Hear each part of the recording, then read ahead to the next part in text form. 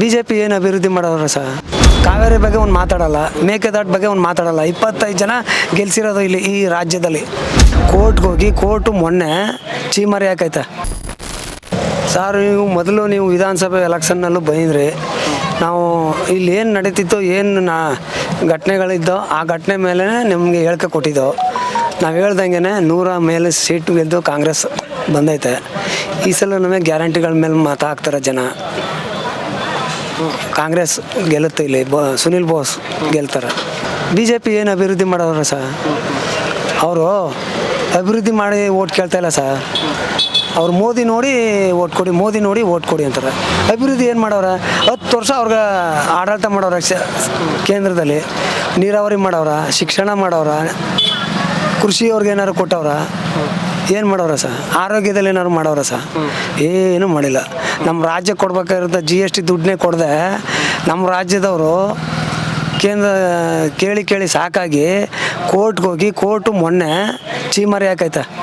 ನೀವು ಅವರು ಅಣ್ಣ ತಮ್ಮದಿರ ಸಹೋದರತ್ವದಲ್ಲಿ ಆಡಳಿತ ಮಾಡಬೇಕು.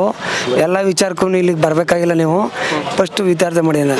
ಈಗ ಕೊಡ್ತಾರೆ ಎಲೆಕ್ಷನ್ ಆದಾಗ ನಮ್ಮ ಭಾಗ ನಮಗೆ ಕೊಡ್ತಾರೆ. ಬರ ಪರಿಹಾರದ್ದು ಇನ್ನೊಂದು GST ದುಡ್ಡು ಕೊಡ್ತಾರೆ. ಅವ್ರು ನಮ್ಮ GST ತಗೊಂಡೋಗಿ ಅವರು ಉತ್ತರದ ರಾಜ್ಯಗಳಿಗೆ ಹೆಚ್ಚು ಡೆವಲಪ್ಮೆಂಟ್ ಮಾಡ್ಕೊತವ್ರೆ. ಮಾಡಬಾರ್ದು ಅಂತ ಹೇಳ್ತಾ ಇಲ್ಲ. ಅವ್ರದ್ದು ನಮ್ಗೆ ಏನು ಕೊಡಬೇಕು ಅದು ಕೊಟ್ಬಿಟ್ಟು ಅವ್ರು ಮಾಡ್ಬೋದು, ತಪ್ಪೇನಿಲ್ಲ. ನಮಗೆ ಕೊಡ್ತಾ ಇಲ್ಲ. ಅವರು 25 ಜನ MP ಗಳು ಗೆದ್ದಿದ್ರು. ಅದ್ರ ಬಗ್ಗೆ ಒಂದು ಮಾತಾಡಲಿಲ್ಲ. ಕಾವೇರಿ ಬಗ್ಗೆ ಒಂದು ಮಾತಾಡಲ್ಲ, ಮೇಕೆದಾಟು ಬಗ್ಗೆ ಒಂದು ಮಾತಾಡಲ್ಲ. 25 ಜನ ಗೆಲ್ಸಿರೋದು ಇಲ್ಲಿ ಈ ರಾಜ್ಯದಲ್ಲಿ. ಆದ್ದರಿಂದ ಈ ಸಲ ಸುನಿಲ್ ಬೋಸು ಗೆಲ್ತಾರೆ. ಇಲ್ಲಿ 15 ಮೇಲೆ ಗೆಲ್ತೀವಿ ಸರ್. ನಮ್ಮ ಕ್ಯಾಂಡಿಡೇಟ್ಗೆ ರಾಜ್ಯದಲ್ಲಿ ಮಂತ್ರಿ ಆಗೋರವರು. ಹಿಂದೆ ಜನತಾದಳದಲ್ಲಿ ಮಂತ್ರಿ ಆಗಿದ್ರು.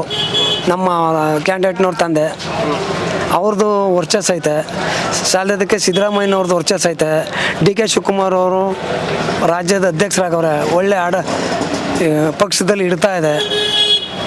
ಇವ್ರು 3 ಜನದಿಂದ ನಮ್ಮದು ಕಾಂಗ್ರೆಸ್ ಗೆಲ್ತದೆ. ಏನು ಓಟ್ ಐತೆ ಸರ್ ಶೇರ್ಲಿ, ಅರ್ಧ ಮಹಿಳೆಯರು ಇದ್ದೇ ಇರ್ತಾರೆ.